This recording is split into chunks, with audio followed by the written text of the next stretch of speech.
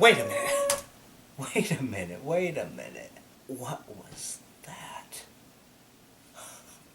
What was that? Oh man, I gotta watch that again. Let's see. Oh, hey there. I didn't see you there for a sec. I'm Easy Schmidt, and hello. As you guys have noticed, I'm not in my usual spot. I'm here upstairs in the living room / library, watching an old video of when I was in chamber singers back in community college many moons ago. And I bet you guys are wondering to yourself, Easy Schmidt, the Ashkenazi music whiz, why aren't you down in your usual spot? Why aren't you in your bedroom sitting by your desk on your easy chair?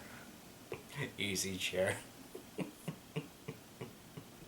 Well, in case you guys were wondering that question, to answer your question, the reason why I'm not sitting at my easy chair, quote unquote, is because I was a little bored and I decided I wanted to watch some old videos and pictures of when I was back in community college and everything, back when I was in chamber singers. So I brought my laptop up here as well as my speakers too, because I usually prefer, as far as watching videos or anything for leisurely stuff, I usually prefer doing it up here instead of at my desk because I like this atmosphere better, even though it is pretty hot up here though, but because the AC doesn't work as well up here though.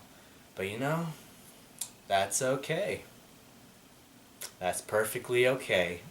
So this video I was watching was one of our songs at the concert at the time that we were performing in during the winter concert though of the fall semester at the time. And we were singing our audition piece, which happened to be Ave Maria, which was written during the Renaissance period.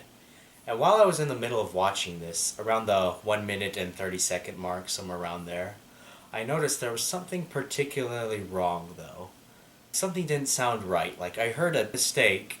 I mean, don't get me wrong, it was a beautiful mistake though, but it was a pretty bad mistake for the time being though, but... Well, I don't know when you guys arrive. I don't know if you caught this or anything. Yeah. If you want to watch it though, just come on over and let's have a watch. Okay, let's see where that was. Somewhere around the 1 minute 30 mark. I'll just scrub a little bit before though. About like 1 minute 25 seconds, that should work. Alright.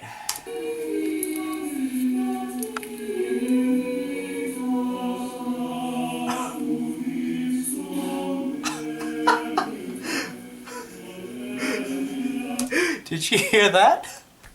Did you hear that? I'll show you again though, in case you like kind of missed that.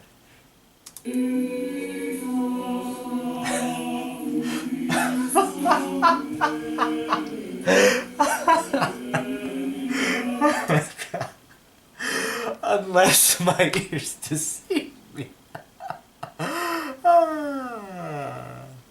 So what happened there was, what you heard was a parallel fifth motion, which was actually forbidden during the Renaissance and Baroque periods. If you're not quite sure what that is, we can migrate downstairs to my piano though, and I can give you a little lesson and everything though. Originally, since I was up here though, I wasn't going to do a lesson or give you another theory lecture or anything though. But now that you're here, I think I might as well give you one. Just educate you a bit on the knowledge and wonders of music theory. Alright, so without further ado, let's migrate downstairs, shall we?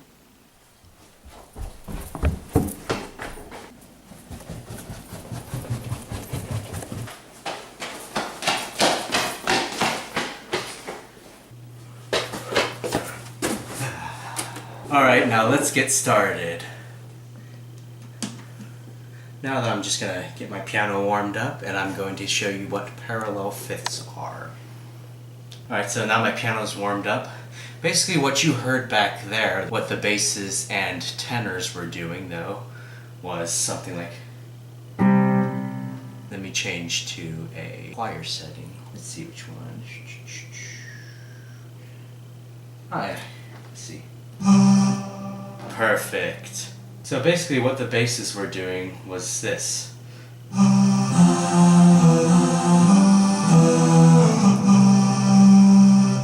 Parallel fifth motions. Parallel fifths are basically like If you've seen one of my previous videos about intervals, I introduced the fifth to you guys. And if you haven't watched, check that out. Feel free to go onto my channel though and just look up intervals, and then you'll find what fifths are. Those kind of intervals. Parallel fifths are just a fifth followed by another fifth and another fifth over and over again, like such. During the Renaissance period and even the Baroque period, these motions of intervals were actually banned during the Renaissance and Baroque periods of classical music. You could not play them at all. The church would go after you. Many composers would frown upon you and whatnot. And for the longest time, I was always wondering, why? Why do you ban parallel fifths? Why do you ban such a beautiful chord? Because parallel fifths are probably my favorite sound. Because they personally sound great in my opinion, though. I love parallel fifths, like...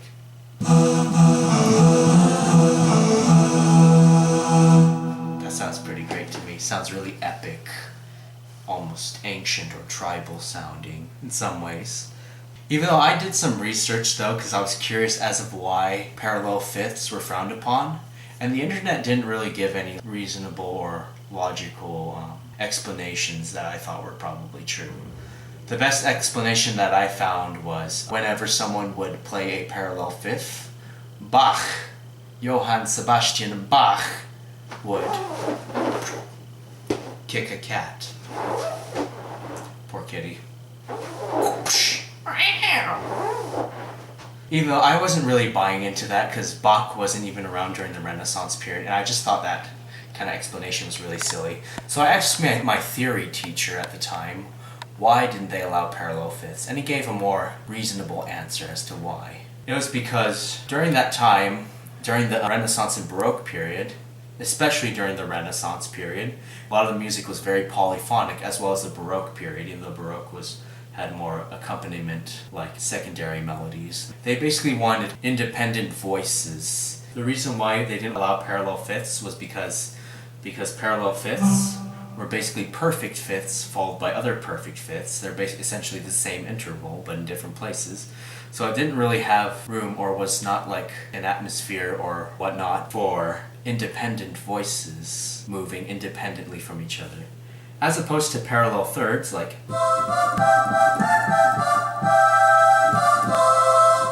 The reason why parallel thirds and sixes... The reason why that was a completely different story was because thirds and sixes were either major or minor. So if you kept on going up in thirds, it would change in quality. So it would be like, for example, major third, minor third, minor third, major third, minor third, minor third, major third, etc., etc. Same with the sixes. Minor six, major six, major six, major six, minor six. Parallel fifths, on the other hand, it was just perfect fifth, perfect fifth, perfect fifth. And another possible explanation too that even my father came up with was maybe because during the Middle Ages, before the Renaissance period, the church music, especially like the choirs, sang an organum, which was nothing but parallel fifths, like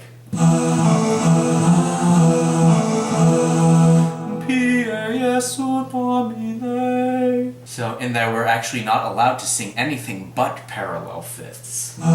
They could not sing something like... They couldn't do any of that. So maybe Bach and William Byrd and Haydn and Handel and a number of other artists from the period, maybe they thought, you know what? We've had enough of this. No more parallel fifths. We're moving from this. Not again. We're not going to allow that anymore.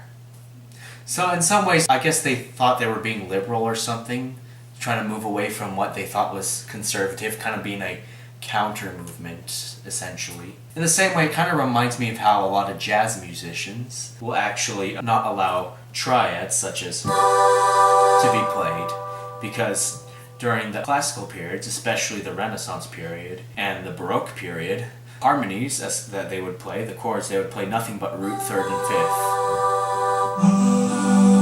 But from the Baroque era, they would sometimes play occasionally a dominant seventh.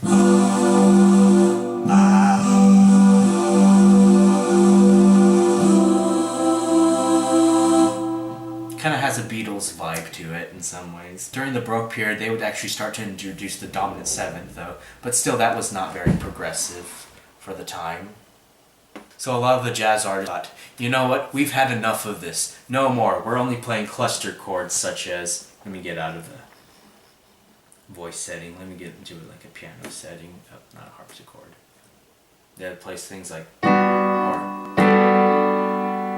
or.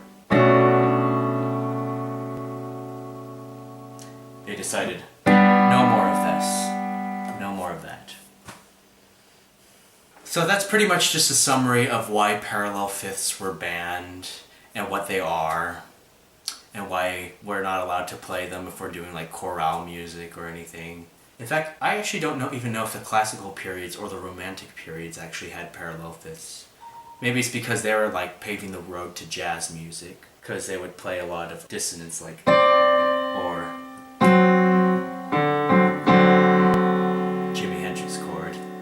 But I mean, later in like modern eras of like classical music or modern music, they would play power chords again. Baruch Hashem.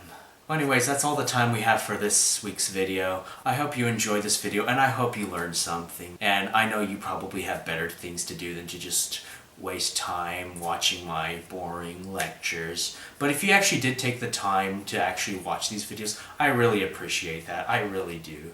But if you like this video, give it a thumbs up, comment below, and don't forget to subscribe. And I will see you in the next video. Bye!